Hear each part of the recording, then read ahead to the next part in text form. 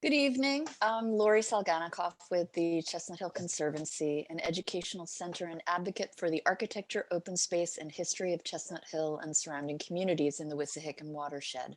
Thank you all for sharing your evening with us. Please make sure that you have muted yourself. We invite you to add any questions you have during the program in the chat for the Q&A that will happen following the lecture.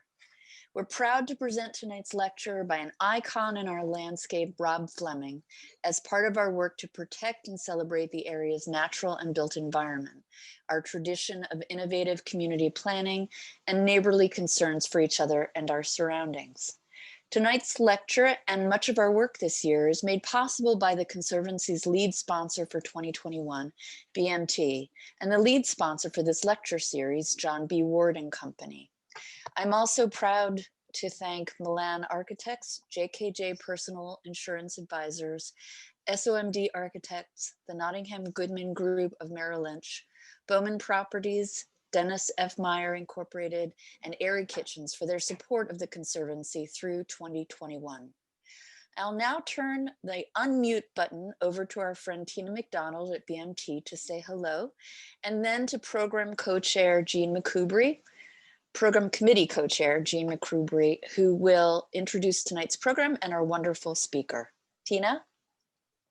Thanks, Lori, for the kind introduction. I'm Tina Seving McDonald, and I'm the Director of Marketing Communications for Bryn Mawr Trust.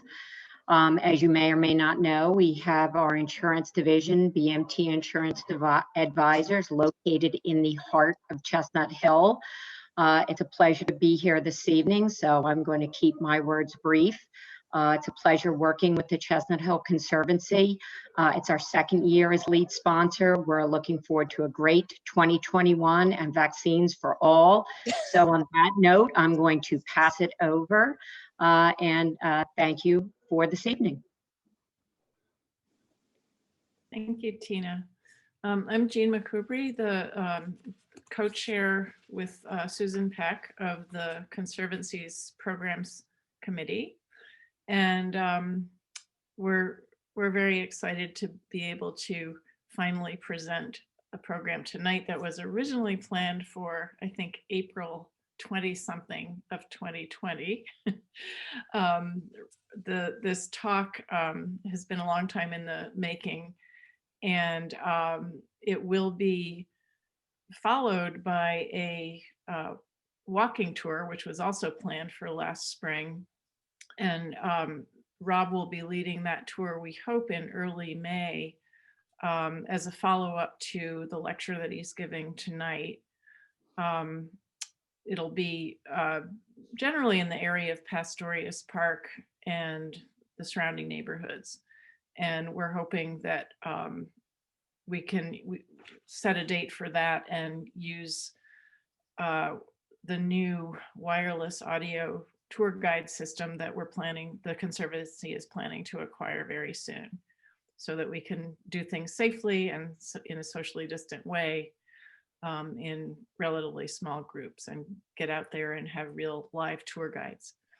I'd also like to mention briefly before I introduce Rob that our Ask the Expert series, which is a quarterly series of presentations on how to maintain your historic house and garden. The next one is scheduled for February 18th at 7 p.m. And the topic is going to be the how to plan and arrange for installation of solar panels on your house. And we have a solar installer speaking in conjunction with a roofer who does a lot of work on historic buildings. So I think that'll be really informative. That's February 18th, and you'll see more about that on the website. In fact, it's already posted. Thirdly, I'd like to say that during this presentation, I'm going to be monitoring the chat function. So if questions come up that you'd like Rob to answer at the end of his presentation, I will try to organize those and read them to Rob when he's finished with his talk. And we can get some answers. So feel free to use that chat thing at the bottom of your screen. So finally, I'm happy to introduce longtime Chestnut Hill resident and landscape architect and planner, Rob Fleming. He was born, I believe at least raised in rural Iowa. I won't say when. And fortunately for us, he decided to come east for his undergraduate education at Penn. And a few years later, also obtained his master's of landscape architecture at Penn. He was inspired and mentored at Penn by not only by the legendary Ian McHarg, the famous landscape architect and ecological planner, who also happened to live in Chestnut Hill for a while, and Laurie Olin, another well-known local landscape architect. And Rob worked at Laurie Olin's firm after getting his degree, and then started his own landscape architecture practice in Chestnut Hill, which he ran from 1984 to 2008. Since then, and by the way, he has also taught in the historic preservation program at Penn. And for the last decade or so, Rob and his wife, Susan, have divided their time between Philadelphia and the farm in Iowa, which has been owned by his family since the 1920s, where he's managing an ambitious and award-winning ecological restoration project, trying to restore the farm ecosystems to their original prairie and oak savanna ecosystems, and at the same time promoting sustainable agriculture. I keep hearing this is a really hot topic. Even just in one day today, I heard at least 2 different speakers on NPR talking about this topic in general. So as a perpetual student of our local landscape, Rob has prepared this really wonderful talk, and he's, in the last couple of years, he's been digging deep into the history of Chestnut Hill's open spaces, and he's particularly interested in the work of Frederick Law Olmsted and the Olmsted brothers. And even though they did not do a huge amount of work in Chestnut Hill, that's been sort of a linchpin for his deep dive into some of our most glorious common open spaces here. So Rob, with that, I'm turning it over to you. Okay, well, I'd just like to extemporize a moment before I turn on the slideshow. First, thank you for giving me a chance to do this. You know, I haven't practiced for a while, and I kind of lost touch, and this has brought me back to my roots, which is very nice to reconnect with things that I was interested in back in the beginning. And it's really a compliment to see how many people are here this evening. You're all my peeps. And we're all sort of into this stuff and historic preservation and the like. So I would say this is not for all audiences. There's a lot of stuff that we all know here in common. And I think if somebody was just tuning in, they might be a little confused. And if any of you listening are not from around here, then I apologize, although there's still a lot of pretty slides, so it won't be entirely boring. I've been fretting since spring about sort of the, what would the word be, the dilettantishness of being involved with thinking about beautiful spaces and architecture and all that stuff while people are dying and the world is kind of falling apart. And I've had some reassurance in the last couple of days. I hope you all have seen the current issue of the Chestnut Hill Local, which came here yesterday. And there are no fewer than 6 things I want to list. And taken as a whole, I offer to you that this is both typical of Chestnut Hill and incredibly, amazingly unusual in townships, if you will, of this size in America. It's an amazingly functional community. So in the Chestnut Hill Local, there was an appeal by Daniel Basilich very well written for Jenks Children's Park. There was Miles Orville's appeal to everyone regarding 30 West Highland. Shirley Hansen had a write-up on Anna and Chuck's the award they got from the Conservancy for their work at Chrisheim. There was an invitation from Friends of the Wissahickon to attend their annual conservation planning meeting. And Bill Valerio wrote something that really got to me about artistic truth. And I suggest you read that. I suggest you read all these things. And then finally, there's just a little side panel of all the accomplishments of the Chestnut Hill Community Association in their public programs. And this is in this little newspaper of ours.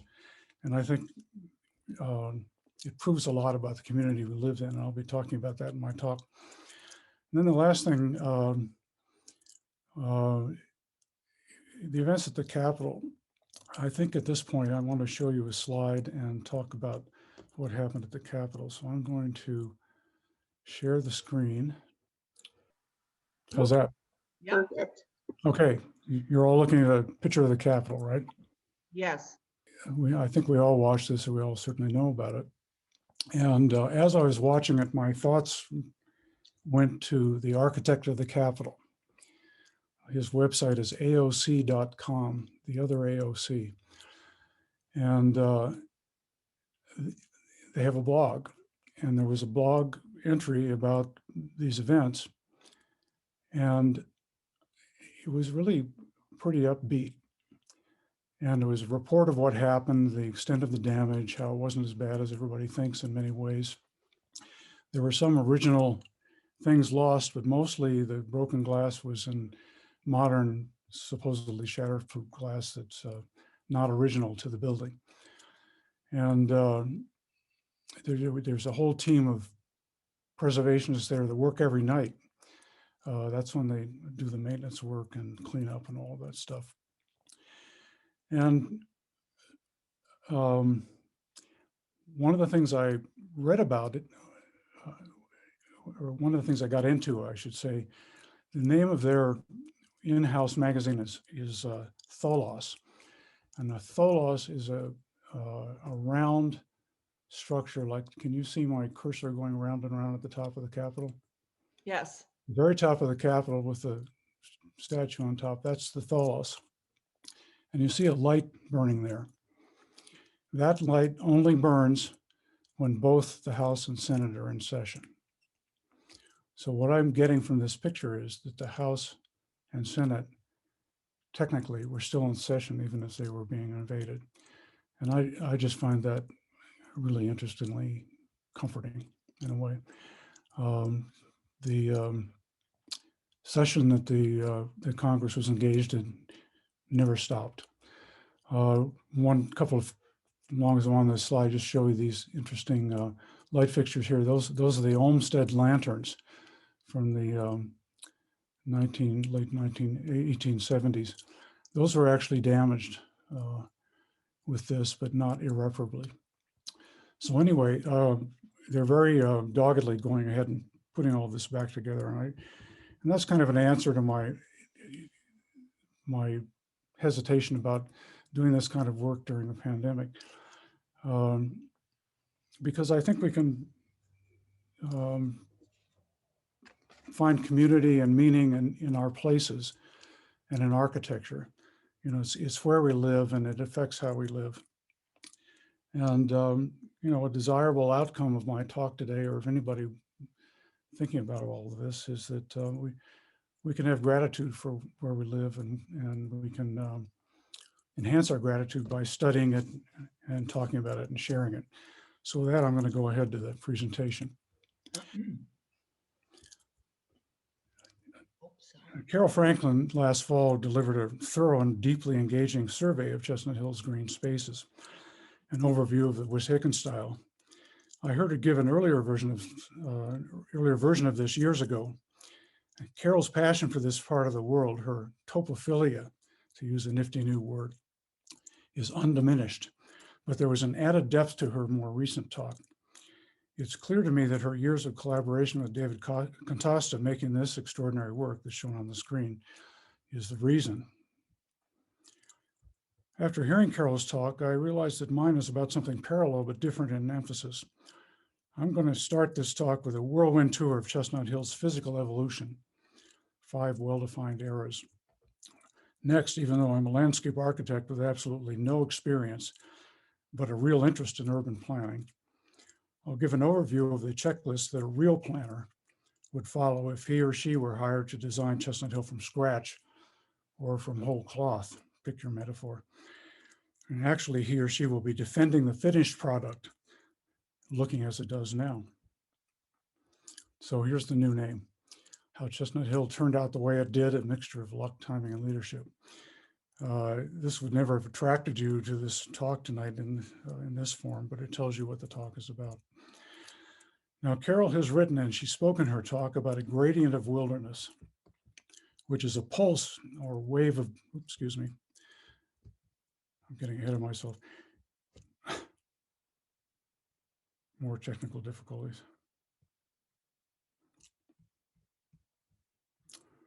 I do apologize, and I've taken away the element of surprise. She wrote about a gradient of wilderness, which is a pulse or wave of green that flows up from the Wissahickon Gorge and passes through open greenswards and visits private homesteads, sharing glimpses of what lies within, and touches down in small, intimate parks and other gathering places, and in an unknowable number of secret gardens, and that finally weaves together what we who live here see when we look out of our windows, what Carol calls our forested community. And this forested community houses a gradient of neighborhoods of different densities and character, from the ex-urban to the small town rural, to the foreign inspired, to tiny alleys that you had no idea existed, to the cityfied, and even to the suburban. It's a transect that you can draw at many latitudes and along several longitudes in Chestnut Hill. And each of these slices includes an astonishing variety of structures, styles, and settings.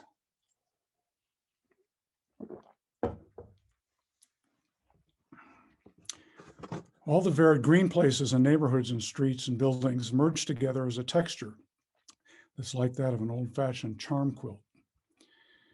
If Chestnut Hill is a quilt, then its evolution has been a quilting bee. And the quilt makers, who are still at work, are an amalgam of historical trends, human ambition, good luck, and accident, and a certain amount of selective breeding.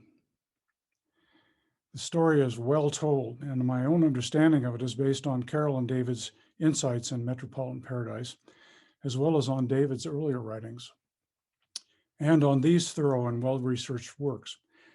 Thomas Keel's and Liz Jarvis's photo essay is a wonderfully accessible summary, and the Conservancy's map is a work of art. The Historical Society's landmark architectural history is, unbelievably, now 50 years old. It's a collaborative work of passionate volunteers and professionals that became the founding document of what is now the Chestnut Hill Conservancy. And it provided the background, motivation, and energy that led to a decade later to this remarkable document, which led in turn to the creation of the Chestnut Hills Historic District. And once again, I've leapt ahead, I think.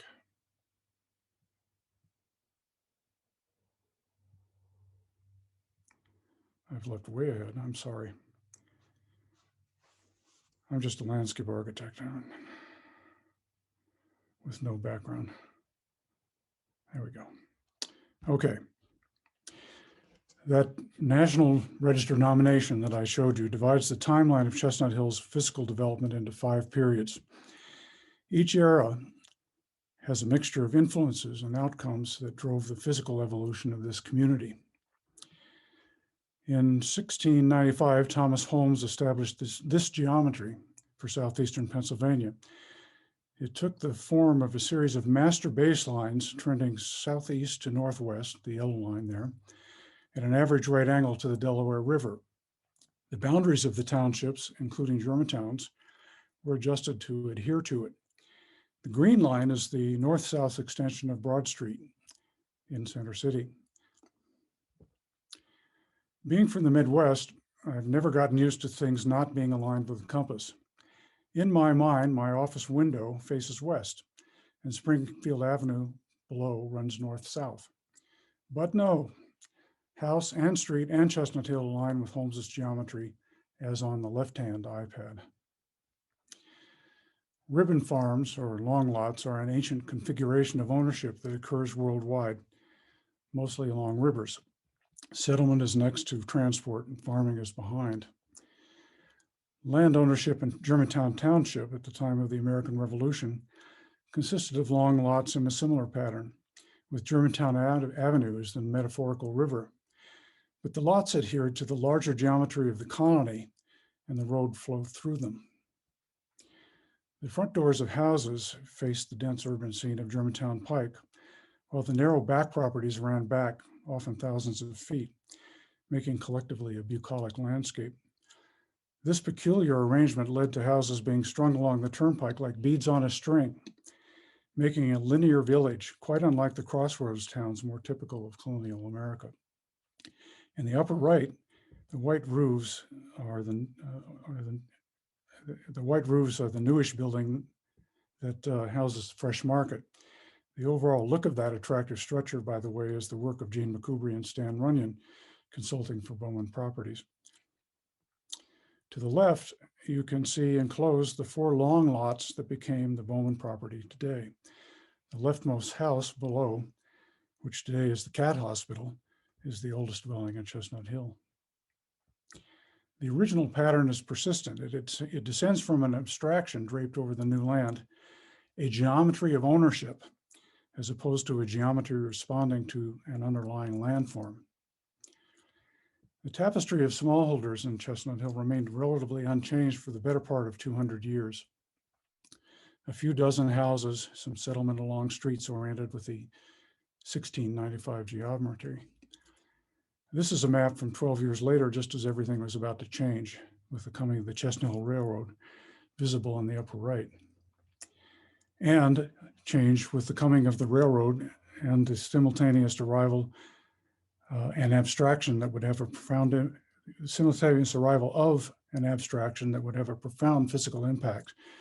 The merger of Germantown and other neighborhoods in the city into the city of Philadelphia.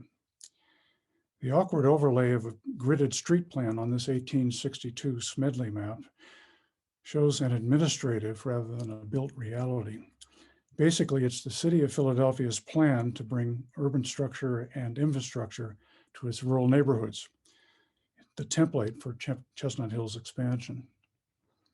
Growth that the railroad, shown in orange, would enable.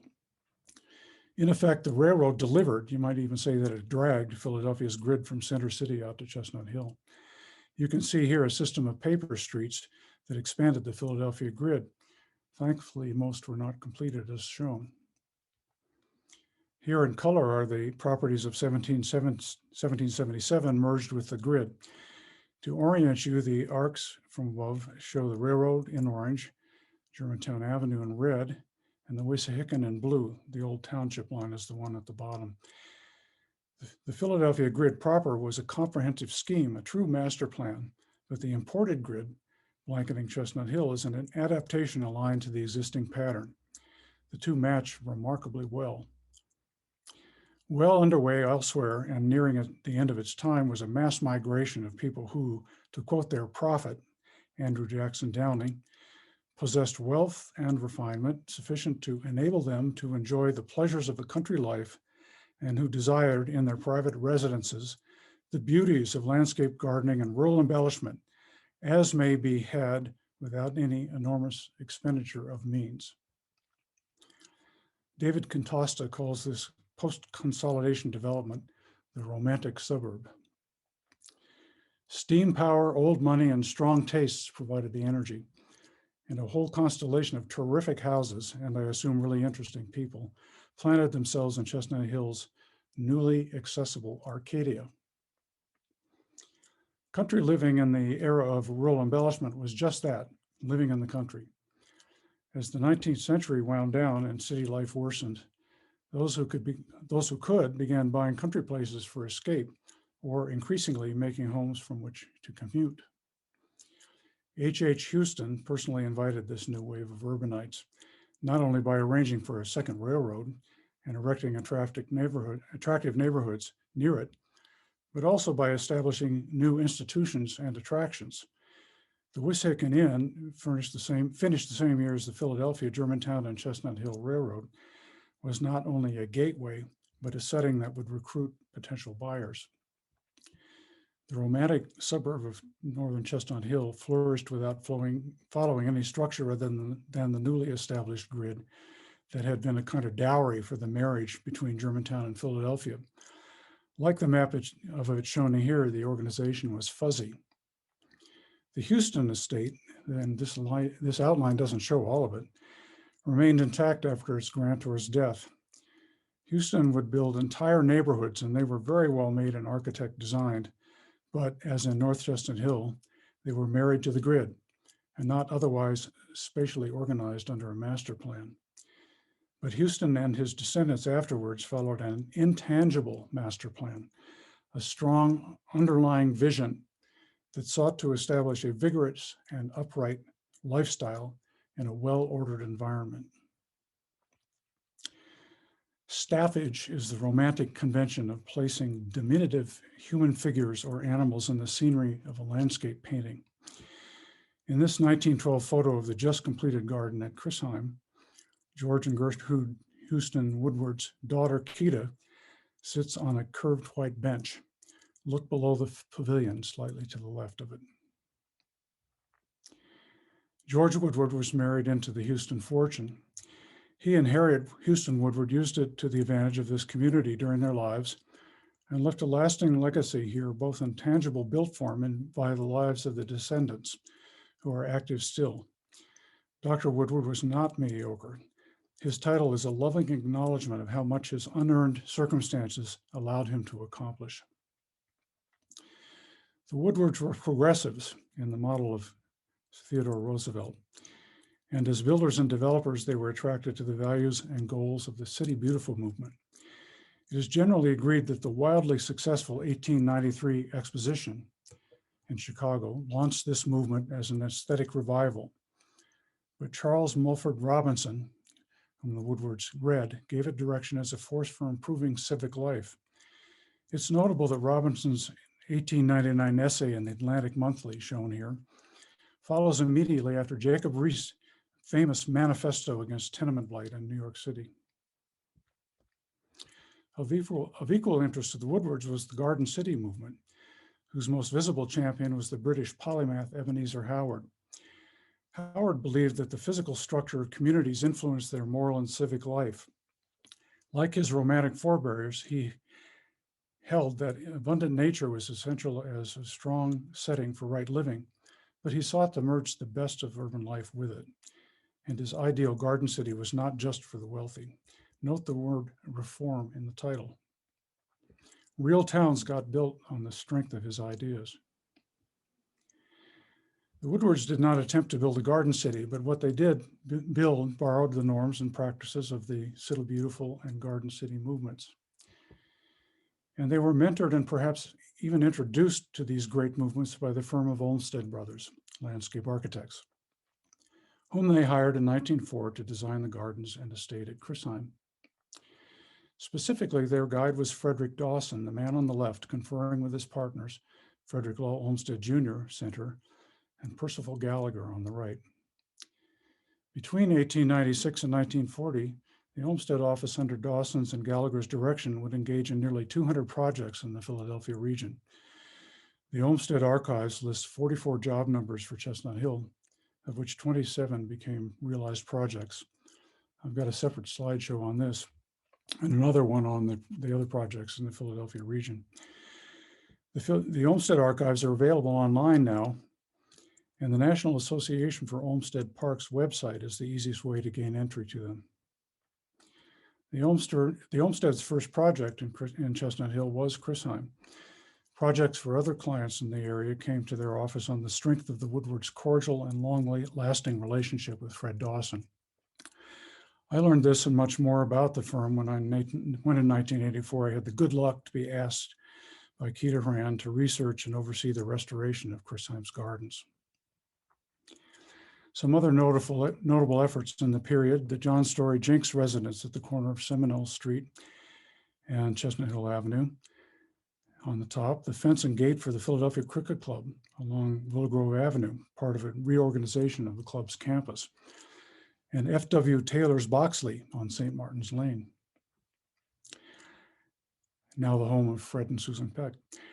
And most notably, Mrs. Woodward's sister's place next door to Christheim.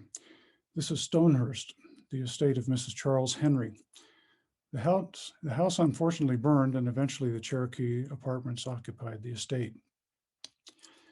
Meanwhile, there were others refining the patchwork of Chestnut Hill. A significant event was the founding of the Garden Club of Philadelphia, predecessor of the Garden Club of America. And this happened at the home of Mrs. Elizabeth Price Martin on Stenton Avenue. VFW Post 5205 is the Maine and Plymouth Rock, the Stonewall Bar of the historic preservation movement in Chestnut Hill. And its rescue is an example of the creativity this community can bring to solving conflict. Excuse me a sec.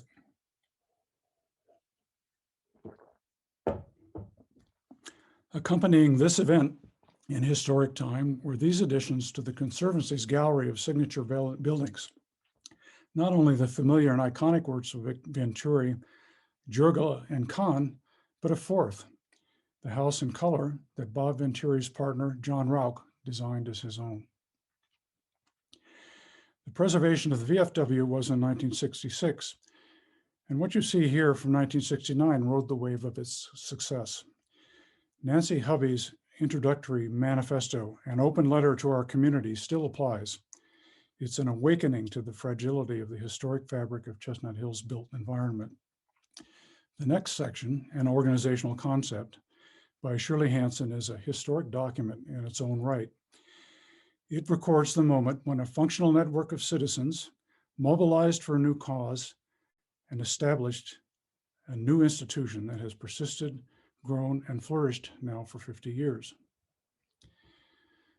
This is city planner John Olmsted, Frederick Law Olmsted's nephew and adopted son, and brother and partner, Frederick Jr., whom you saw earlier.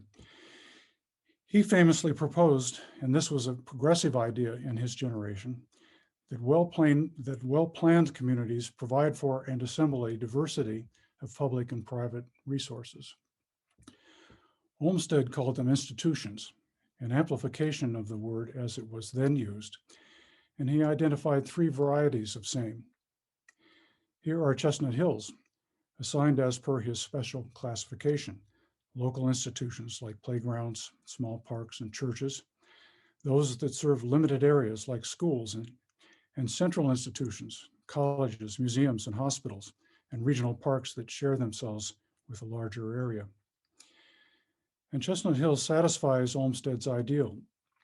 Note that his classification is not so much by function as by land use. The point being that institutions' geographic presence and appearance are as important to the livability of a community as the services they provide.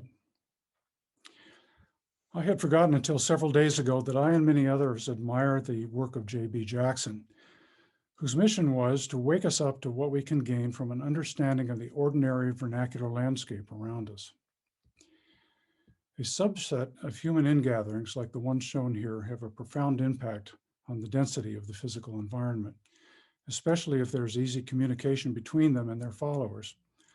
Jackson would call them placemakers. Olmsted's focus was on the physicality and placement of the structures housing institutions. But institutions are made of people with skills, intentions, and goals, what today we would call social capital. And individual placemakers founded and now lead these placemaking nonprofits. Lloyd Wells was a legendary topophiliac, as is the late Keita Horan. descendant of the placemaking Houstons and Woodwards, and mother-in-law of Chuck and Anna Woodward, recently and deservedly recognized for their keeping of a faith that is indigenous to this neighborhood. Now to show why today's topic changed from a focus on Chestnut Hill's worthy green spaces to an attempt to understand Chestnut Hill as one large phenomenon. An open space is a volume we experience at eye level. Here's the Pastorius Park Amphitheater, a beloved open space, as it was in 1935. Its boundaries are clear, but you can see that it sits in a larger open space. Notice how the open space of a place can change. From this eye level point of view, with all the plantings grown, it's hard to see how the amphitheater fits into the overall design of the park. But we don't have to cut down all the trees and hedges to see how the theater fits into the big picture, because we have available to us a plan for the park, as drawn by its landscape architect, Fred Peck. Planners obviously make use of plans. I can date when I became a planner to the day my father showed me the map on the right. And I was instantly fascinated by how a two-dimensional piece of paper can communicate the three-dimensional reality and richness of a place. The blue circle on the right marks the house where I grew up, and the other is Pastorius Park, seen holding its central place in the plan of Chestnut Hill. Chestnut Hill is not a planned community, but there's been a lot of planning in and around Chestnut Hill. It began with Thomas Holm, and it is ongoing and has led to a fortuitous result. A lot of care and educated attention has created and sustains what we enjoy today. If Chestnut Hill reads as a master planner shaped it, if it reads as if a master plan shaped it, as I believe it does, then he or she would have begun by figuratively hovering above it and trying to find what Frederick Law Olmsted called the genius of the place. She would have studied the shape of the land and where the water goes, and the underlying geology that gives the land its form, and the nature of the plant and animal life adapted to that geology. And she would have looked for the character-giving possibilities of the bedrock, soil, and vegetation as materials for making human habitation. With such information in hand, planning begins with boundaries, limits that are defensible, sometimes literal, sometimes metaphorical. The 1695 survey established 3 future boundaries for Chestnut Hill, and the 1854 annexation added a 4th. Streams define 2 of the 4, and the Wissahickon goes on to reinforce another. Olmsted charged planners to act as composers of what he called an orchestration of movement, the artful blending and simultaneous separation of the various ways of getting around. The movement across boundaries should be orchestrated to pass through well-defined gateways, which are hopefully signified architecturally. A railroad's gateway is a station. Remarkably, each of Chestnut Hill's lines ends at a terminal, thus twice over defining Chestnut Hill as a destination rather than a waypoint. My first workday commute after moving to Chestnut Hill in 1975 was a February Monday, and a few of my new neighbors were gathered communally, conversing around this radiator in St. Martin Station. And I thought, wow, I have found a really great place to live. And one of those people I vividly remember was Johnny Meggs, was standing around that first day I started commuting from there, my next door neighbor at the time. SEPTA unfortunately disconnected this a few years ago, and with it, something really special. Each station is a gateway to the outside world of work and travel, unfortunately presently locked. Orchestrating safety of movement. Thanks to its original quilted pattern and elongated lots, Chestnut Hill is lucky to have what Christopher Alexander calls looped local roads. This concept descends from Frederick Law Olmsted. Others use the term fragmented parallel pattern or fused grid. Whatever the name, we have them in abundance. In green are all the streets in the heart of Chestnut Hill that end into a T intersection. The red, of course, shows relatively unimpaired traffic. Here are some examples. There are dozens. The 2 railroads passing through unsubmerged or raised rights-of-way are responsible for much of the serendipitous breaking of the grid that calms traffic in Chestnut Hill. A mile away, this Roxborough neighborhood has looped local roads following the Riverside model. It's even safer than Chestnut Hill, but profoundly different in feeling. The reason is it was built all at once according to a master plan. Chestnut Hill's fused grid follows good planning principle and fosters neighborly coherence, but its layout is unintended, a product of dozens of interactions over time between landowners and municipal authorities. The endpoint of vehicular movement is parking. And here is another example of the brilliance of a mostly volunteer workforce of placemakers solving a typical major urban design problem of the post-war era. We're looking here at current zoning on the right and on the left, proposed zoning for this, of the city from the City Planning Commission's new comprehensive plan. A zoning map gives an instant image of a community. Without bothering to look up what the colors mean, you still get a feel for its texture and complexity. Modern zoning, which began in the 1920s, is a progressive attempt to impose something like a master plan on an existing community. Again, you don't need to refer to the color key to understand that here you're looking at a richly complex and varied place. Chestnut Hill's village-like spine is the anchor of its quasi-master plan. It's descended from the quilt-like pattern of original settlement and satisfies what the great urbanist Jane Jacobs calls the need for concentration. Jacobs would not have looked down on those parts or features of Chestnut Hill some would say are not aesthetically part of it. Broadacre City, seen on the left above, not above from your point of view, but from mine. Broadacre City, a project of Frank Lloyd Wright's disciples at Taliesin West, is a room-sized model for an ideal city, a utopian master plan. Speculating on how one might learn to welcome Chestnut Hill's two taller apartment buildings into a low-rise neighborhood, I remembered the vignette on the right that I had snapped several years ago when the model was on display. The architect Lionel March, interpreting this fanciful project, observed that Wright was trying to demonstrate that, quote, cities are not an arrangement of roads, buildings, and spaces, but a society in action. The city is a process rather than a form. The Chestnut Hill Railroad delivered wealthy refugees from the city after 1854. In 1862, and probably to the dismay of those pioneers, it began delivering thousands of injured soldiers to the Moore Hospital. Interestingly, John MacArthur, who would later design City Hall, was the hospital's architect. An Olmsted designed estate occupied the ground for a century or so after the hospital's demolition. The complex that replaced it, Chestnut Hill Village, echoes the form and size, though not the arrangement of the earlier barracks. Jane Jacobs' watchwords were, quote, diversity, density, dynamism, unquote. And she would have been intrigued by the juxtaposition of the images above. And not altogether ironically, Wright would have recognized this as an example of society in action. The physical reality of a community may be judged to be a success, to be livable, efficient, and attractive, if its various parts make a comprehensible whole. In some, a combination of concentrated focus, abundant open space, defensible borders, efficient and safe routes of movement, and diversity of institutions and built environments. Kevin Lynch, who was a pillar of the planning profession back when I was a student, gave a name to such success, imageability, and Chestnut Hill has it. Here's a quote from the inventory nomination form for the historic district. A psychological, quote, a psychological unity exists within Chestnut Hill among residents, arising from their perception of sharing an outstanding physical environment that is well defined.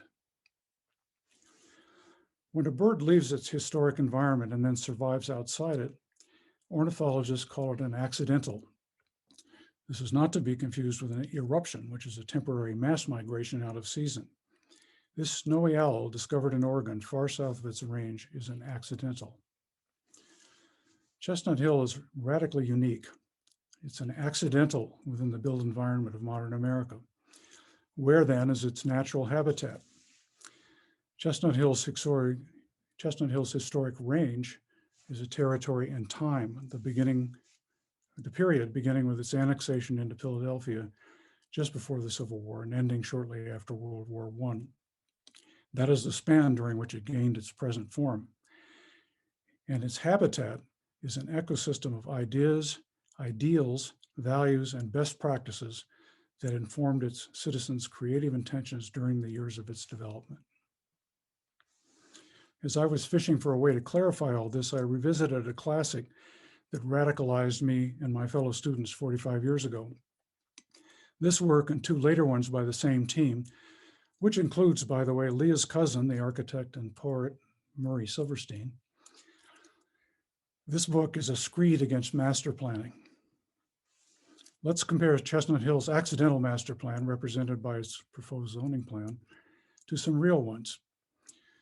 Jane Jacobs' diversity, density, dynamism is the self-conscious founding precept of virtually all modern urban designs. But Christopher Alexander and his team argued that the trouble with master plans, like the one for Reston, Virginia, is that building them is just a matter of filling in the blanks. Quote, "The totality of a master plan is too precise and the details are not precise enough." Quote, "A master plan can create a totality, but not a whole." Letchworth, shown here, is a celebrated example from the early days of the Garden City movement. Superficially, Chestnut Hill might be compared to the theoretical Garden City that Ebenezer Howard proposed in 1898.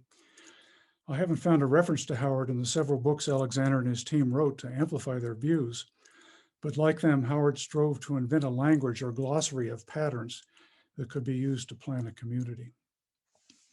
More convincingly, Chestnut Hill might be recognized as a cousin of the original Garden City, Hampstead in Great Britain. The two have a similar population and similar size. But Alexander's Oregonians believed that a well-designed city should emerge gradually from, quote, local acts, unquote. That is, from the piecemeal growth of smaller projects. Quote, "The rich and complex order of a town grows from thousands of creative acts, the ordinary actions of people." A last quote from Alexander's The Timeless Way of Building. "A town is ultimately made out of patterns in space. They are the atoms and the molecules from which a town is made.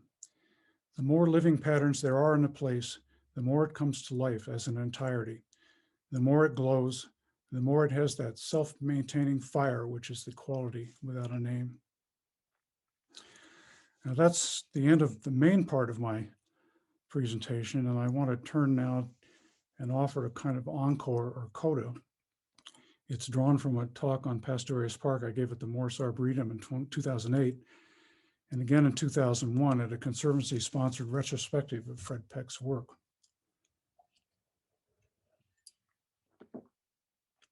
The Conservancy's very able Director of Operations and Special Projects, Leah Silverstein, asked if she could adapt the visuals for a window display at last fall's Night of Lights. What I got in return was the fun of working with her and a bunch of new information. Here, slightly condensed, is what we came up with. In 1905, the City Beautiful movement was at a high water, and Philadelphia was high on it. Some enthusiasts were pushing to transform Philadelphia, following the example of Baron Haussmann's redo of Paris during the reign of Napoleon III. The red arrow points to City Hall. And indeed, one fragment of this fantasy managed to get built, the Ben Franklin Parkway, seen here piercing the old Penn grid. And the Parkway got built just as the Model T began to flood America's streets. Even before the arrival of the automobile, Parkway planning was common. The earliest published hint of one reaching and penetrating Chestnut Hill is in April 1886, and it took the name of Lincoln Drive. By 1900, the city had begun fleshing it out on paper. And I think you can see some of the landmark places on that otherwise undecipherable map. The intention was for it to come out from Center City via Mount Airy and to traverse Chestnut Hill like this. Philadelphia citywide was progressively preparing for the automobile. And at the same time, Dr. Woodward was privately readying Chestnut Hill. He commissioned the Olmsted brothers to design Gresham Valley Drive. This extension of it, crossing under the McCallum Street Bridge, another project Woodward paid for, wasn't completed, though there is a rocky trace of it today where I once tripped and broke my foot. The house on this drawing from August 1906, is Cogsley, about to become the new home and studio of the artists Jesse Wilcox Smith, Elizabeth Shippen Green, and Violet Oakley, who had been made refugees by an eviction in January of that year. Oakley was in the middle of designing the murals for the Pennsylvania State Capitol when they moved. Dr. Woodward scrambled to get the house ready at his own expense, and his gesture is an enduring and endearing highlight of his legacy. After a 12-year dormancy, the city revisited the design of Lincoln Drive with this modest but shovel-ready scheme. The encircle part from Willow Grove Avenue to the future park's edge at Abington Avenue was built shortly after. Big thanks again to Leah for uncovering this scary image from 8 months later. It's the earliest indication that the city was thinking of a landscaped roundabout in the heart of Chestnut Hill. Its function was to connect the long-planned Lincoln Drive with the new through parkway connecting both to the main line to Montgomery County. You're standing looking towards Germantown Avenue, towards Winmar. Winmar would be on this side of the clouds in the distance. I'll take my pointer here and indicate Germantown Avenue. If you can see, Germantown Avenue is coming diagonally like this. This is Stenton Avenue, and we're looking up and down Hartwell Lane, or as it was called at the time, the Cross Country Parkway. Here's Lincoln Drive right here. And that circle in the middle stands exactly where today's pond and past Fortuitous Park is. This idea of a double traffic circle resembles this 1836 view of Circleville, Ohio, originally built on top of and wiping out a circular Aboriginal burial mound. The town's inhabitants later got tired of it and obliterated it and replaced it with a grid. When the fanciful perspective was published, an actual design had already taken form. The double circle and its offshoots take up the entirety of what would become Pastorius Park, a classic Beaux-Arts civic planning. And the actual outline of Pastorius Park as we know it is here like this, roughly like that. Condemnation and clearance was already underway. The layout of the neighborhood of Italian immigrants destroyed to make way for the project, enclosed in blue, resembles the largely African-American corner of the future Central Park in Manhattan that had been cleared 60 years earlier. Here's a transparency of the roundabout over a current day aerial photo, and again, the center is over the pond. Here are two similar renderings of the big picture. Here, Hartwell Lane becomes the right-of-way for the main line Montgomery County Highway. At the same time, George Woodward and the Houston estate were paying the Olmsted brothers to improve on these city plans, most notably by shifting the main line route away from Hartwell, right here, to northwards to Gravers Lane. It would have been integrated as part of a housing development unbuilt that foreshadows what it was actually built in the 1960s. Here's how it would have connected to Roxborough. On the other side of Chestnut Hill, closer to Mount Airy, Dr. Woodward was also paying the Olmsteds to tinker with the city's alignment of Lincoln Drive. Their goal was to make it wind less highway-like through a large development that would have been a larger version of the French Village. The chateaux weren't built, and the city didn't adopt the less disruptive and more creative road design, but it did begin construction. Then it abandoned it altogether after finishing everything but a needed bridge and the actual paving. You can see here the remnant of the roadbed on the left and the surviving curb on the right. That's Gresham Valley Drive there on the lower left. I think we can guess why both these projects were put on hold. ultimately never to be finished.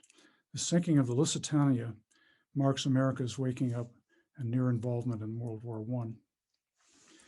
By then, the Woodward's Pastorius Park project, meant to be a lawn-filled intersection with residences around, was well underway. The first phase of the housing was complete and even published.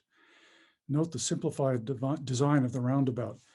The dashed lines of the outer ring show that the designers were pushing the city to abandon it.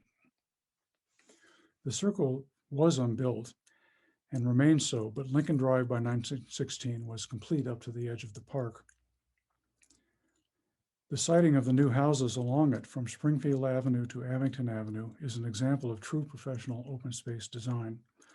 Note here inside the red square on the left, the outlined open space defined by the facades of houses. This open space spans and includes the street as part of a park-like clearing. Unfortunately, overgrowth and especially fences have weakened the planner's intention. Dr. Woodward's team of architects, with some help from the Olmsted brothers, made a silk purse out of what would have been the pig's foot that is this stretch of Lincoln Drive. The road covers a stream that originated in Pastorius Park and once filled a sequence of ice ponds descending down to Creshman Creek. The large structure is the Ponds Ice House at the corner of Lincoln Drive and West Springfield, a sturdy stone barn that for years housed the Willett stained glass studio. The arrow points to the steeple of the Church of St. Martin.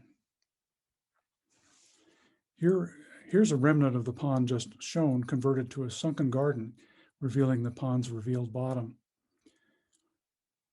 In the photo, Lincoln Drive passes by.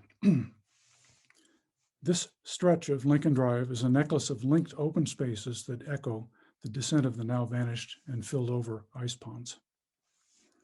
There followed a recess in the Parkway Initiative. A lot was happening in the world, war and a pandemic that was a dress rehearsal for our own current troubles. And lobbying for the 19th Amendment was at its peak. As you can see, Philadelphia was the anti-masker of its era, and it would also vote against suffrage. In the early 20s, Pastorius Park was still an empty lot. You can just make it out from this shot overlooking Germantown Avenue from the roof of Jenks School.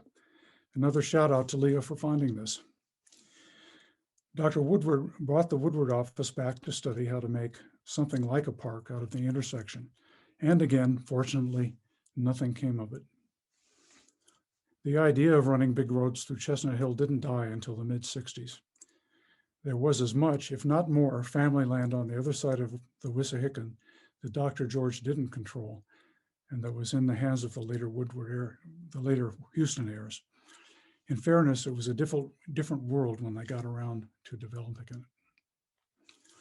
This is a diagram of Parkway plans as they stood when they were abandoned, and you can imagine what the impact would have been. Visualize traffic at the volume typical of the intersection of Bethlehem Pike and Stenton Avenue, transposed to the heart of Chestnut Hill. But this didn't happen, and we may never know exactly why, and this failure of planning put the unfinished touches on the fortuitous open space that is Chestnut Hill. And now I will unshare and be happy to take your questions.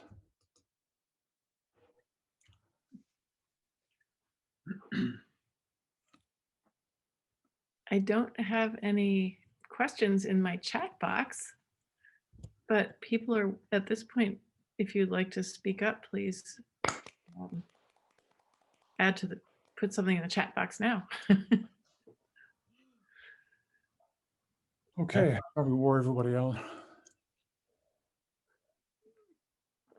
Rob, do you want to just mention, give a little teaser for your walking tour? Explain. Well, I mentioned early on in the presentation how there are these series of transects in Chestnut Hill that sort of start from a suburban environment and get denser as you approach the very dense intersection of it with Germantown Avenue. And then it gets progressively open, and the transit gets progressively open again as you head down to the wilderness of the Wissahickon Creek. And in between, you find such a variety of things to talk about. And you can kind of feel that pattern I was talking about of the ribbon farms.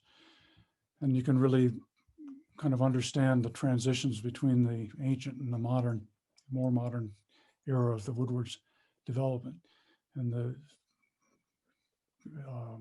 it's quite unusual, I guess, you know, in America, this variety across such a short span. When we take the tour, I'm proposing to start at the Water Tower park there, and then walk down past where the Fresh Market is, go to Pastorius Park, and then for the Hardy to proceed on over to that area near Mount Airy, where you can see the traces of Lincoln Drive constructed, but where it was abandoned, never taken up, now part of Fairmount Park. So that's the route it will take. And we're just waiting for the weather to get better and all of us to get our vaccinations and everything, and then we'll do it. I have a couple of, and again, we're aiming for early May, and that one would be, the tour would be on a weekend. So we're not going to make you go out in the dark on a weeknight. Okay, yeah. I do have a couple, now we have a couple questions. First one is, was the Italian neighborhood destroyed for the traffic circle? Yes, there was around three sides of the, well, two sides really of the park was going to be the village that, you know, the Cotswold village, that about half of which got built, and where Sunrise Lane is now was meant to be part of the same kind of development. But where the Italian neighborhood was taken down would have fallen under the actual paving of the turnaround and the landscaped interstices that between those circles and on the outer edges of them and so forth. So there wouldn't have been more houses where that was taken down. That would have been part of the traffic scheme. Does that answer your question, Elizabeth? Betsy? Yeah, I had understood earlier that they were taken down to cause a bigger separation, but I see it's for the traffic circle. Yeah, Thanks. well, the real big one, at the time that they were torn, the plan was that one that had the big double circle. Okay, great. Thank you. Yeah, Great talk. thank you. I don't know if you can see these two. I I'm can see going it. somewhat randomly, but Georgia McNeely asks, how did the Woodwards first meet Olmsted? Well, they met them through Frederick Dawson, who had his own independent practice. He was out of Boston, and I don't know how they met originally, but the early drawings in the collection are Frederick Dawson, landscape architect. But very soon, probably on the strength of landing such a big fish, he was able to get a job with the Olmsted brothers, where he very quickly became a partner. By 1910 or 1913, he was a full partner in the Olmsted, and throughout his career, well through the 40s and even up, I think he died in the 1960s. He was a full partner in that firm and worked all over the country. A lot of the letters in the Chrisheim file are from hotel station area on the West Coast in California and Oregon, Portland, Oregon. He was very active in the lead partner in the development of the Portland City park system. But anyway, I don't know exactly how they met, but I'm pretty sure he would, as I was saying, he was the first link between the Olmsteds and Chestnut Hill, and indeed very early in the Olmsteds coming to Philadelphia. Frederick Olmsted Sr., the old man, had worked on Bryn Mawr College. That was the only thing he did in Philadelphia, other than working on a series of recommendations just after the Civil War for the Fairmount Park Commission, one of which was that they should secure the Wissahickon Woods and add it to the park system. That was the old man's only involvement, other than a sort of tangential one. He was the head of the Sanitation Commission in the Civil War, and so he was in charge of the Mauer Hospital. He wasn't. He may have been involved in building it in that capacity.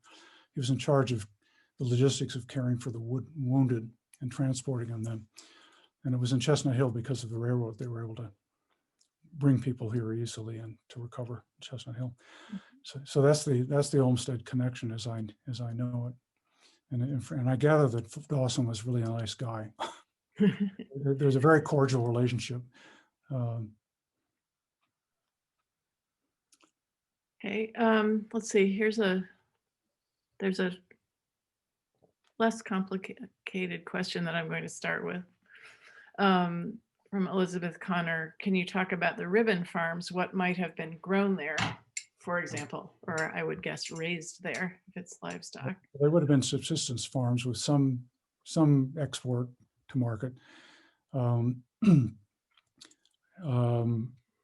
mean, the Germantown Pike was a major avenue, if you will. And so certainly people would have transported stuff they were growing into Philadelphia, would have eaten it themselves. But it was part of a cash economy. It wasn't an isolated farming situation. But they weren't farms as we think of them now, you know, larger, more rectangular, less linear. But it was a European way of approaching land development, you know, and they could have done it differently, but the way that properties were done was to make them so that you'd have the house on your means of transportation, in this case, Germantown Pike, or perhaps on, if you look at the old Penn survey, along the river, especially opposite in New Jersey, the linearity of the lots reflects being put on the river as opposed to being put on a road. Here's the more complex question from Carolyn. What is the impact, if any, of the perceived loosening of Philadelphia's zoning requirements on the future of the Chestnut Hill you describe? I'm aware that this environment of ours you describe so well is not the product of zoning. No, it sure isn't. I mean, there was zoning got started by a lawsuit in Ohio, and I've forgotten the name of it. It's named after the town in Ohio. And it was a whole new idea in the 1920s. And this particular model that was developed out there quickly got adopted by everybody. One of the things the Olmsted did was do a quickie master look at the main line to suggest zoning standards for the towns of the main line. There's a thing called the Main Line Association. And so it wouldn't have hit this area with any impact until the 1930s, probably. And as to the next thing, there's work going on at this Philadelphia 2035 plan I showed you that tinkers with the zoning as it stands right now. And I mean, it's very specific. I don't think I could even do any for instances. Actually, the staff of the Conservancy is more up on this than I am.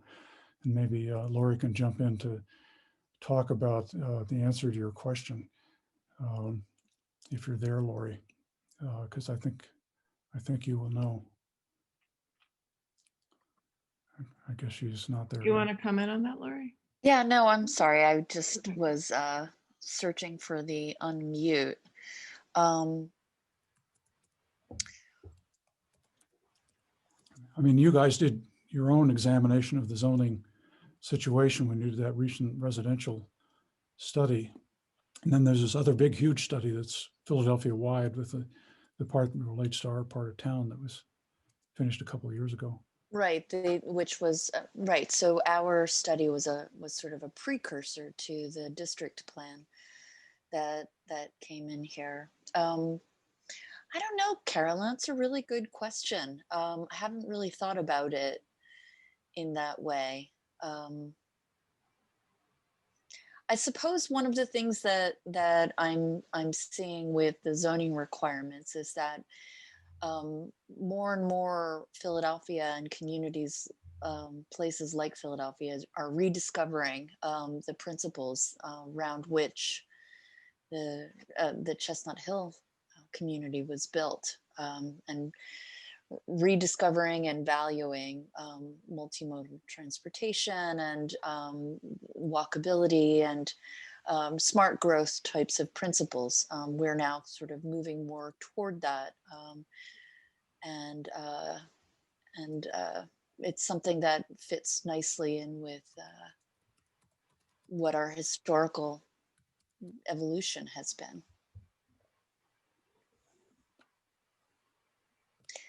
But we really haven't had a significant change in our zoning, on our zoning requirements. One zoning change that we had hoped to see that the city was not ready for was to have larger lot sizes as part of zoning. Right now, we have relatively small lot sizes for the biggest parcels that are under Philadelphia zoning. It really doesn't conform to what we have in Chestnut Hill. And what we had hoped was that some of the larger areas, especially in the highly sensitive watershed parts of Chestnut Hill and the Wissahickon watershed, could perhaps have a level of conservation zoning where larger lots are actually what the underlying zoning is. So there isn't almost encouragement to subdivide. But we didn't prevail with that. The city was not interested.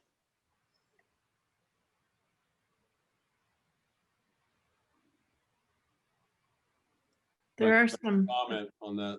That was actually my DRC co-chair, John Landis, actually first suggested the idea of, I guess, what we call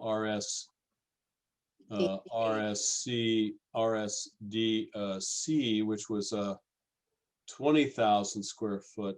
So basically, the largest single lot zoning in Philadelphia is 10,000 square. Is basically a quarter of an acre, and or 10,000 square feet, I guess.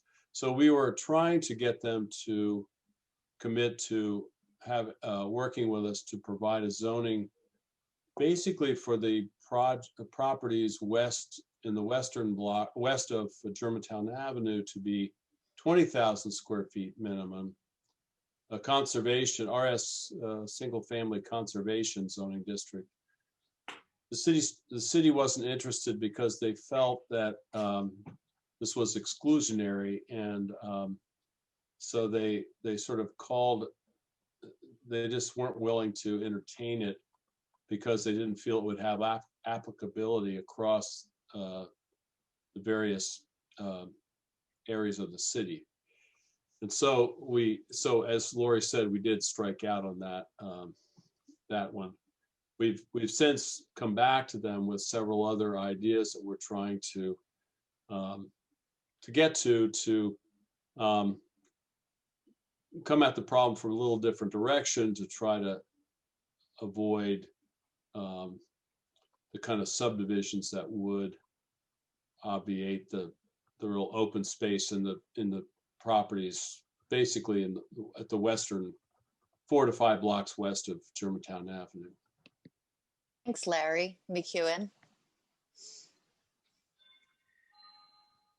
Anybody else?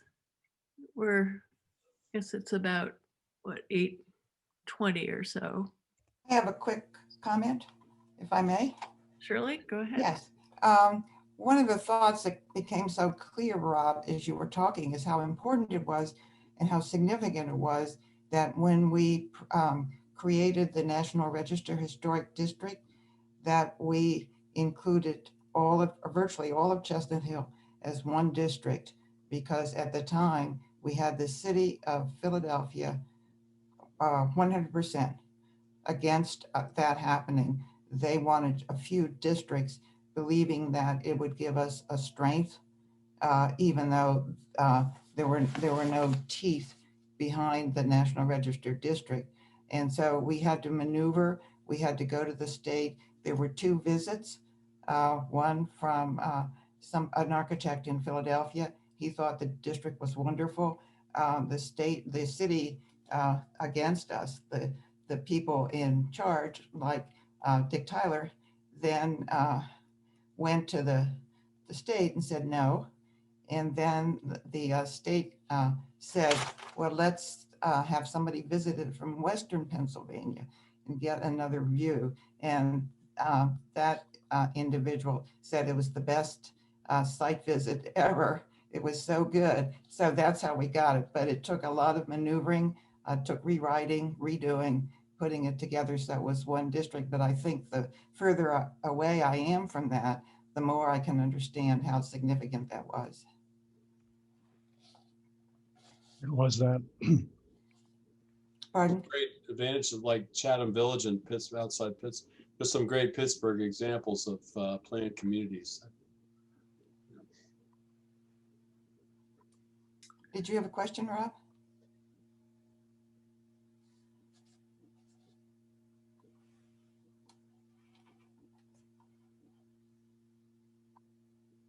Did you have a question for Shirley, Rob? Oh, no, I'm sorry. You're Okay. waiting for me? Okay. I think that about, let's see. I mean, there are other comments in the chat box, but they're more congratulatory and informative. So Is there a way to save them? everybody can take a look at that. There's some interesting comments. Jean, did I miss the question about the ribbon farms? Yes. Doesn't matter. Sorry, Yes, Rob talked about that a little bit. apologize. So. Well, thank you so much, Rob, for this wonderful presentation. Really, really, I mean, you keep revealing layers of this history that is so fascinating. Thank you also to Leah for all of your help as his research assistant. Rob, really wonderful, and we're really excited to be able to have this tour system so that whether we've been vaccinated or not, we will be able to have an in-person tour with some distancing. What I'm mentioning is actually that we've gotten some anonymous grants to get some headset systems so that we can be together but apart. And we're excited to have this tour from you later on this year, Rob. I want to ask everyone to, before we ring off and say goodnight, I'd like to ask you all to put a little note in your calendars to save the date for our May 22nd Architectural Hall of Fame Gala. We'll be having the gala either virtually or hybrid with some small gathering. We're not sure yet, but we will be coming together on May 22nd for the Architectural Hall of Fame Gala. And prior to that, as you know, we will be asking for your nominations very shortly and for your votes on the Architectural Hall of Fame. But in the meantime, have a wonderful evening, everyone. Thanks again, Rob. Thank you so much for organizing this, Jean and Susan. And thanks to all of you for coming and listening and learning with us. Have a good evening. Thank you. Thank you, Lori. Thank you, Rob. Thank you, Jean. Thank you, Susan. What a wonderful program. Thank you so much. Thank you. Thank you, Eileen. See you later. Alligator. After a while, crocodile. What style?